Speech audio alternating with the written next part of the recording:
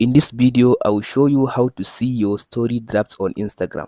First of all, after you open up your phone, to get your story draft on Instagram now, tap on your profile at the bottom right side. After you open your profile like this, all you have to do now, tap on this little plus icon beside your profile. This plus icon, tap on it.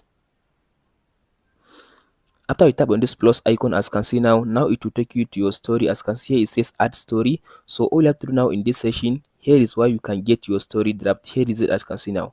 Tap on this draft section.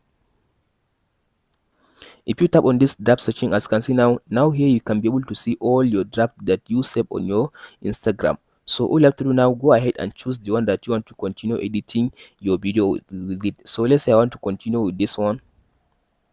After you open it like this, as you can see now, all you have to do now, you can go ahead now and continue recording your video, or just go ahead and upload your video by tapping on this arrow as you can see now, and tap on this share button. Now you can be able to go and share your story drafts on Instagram.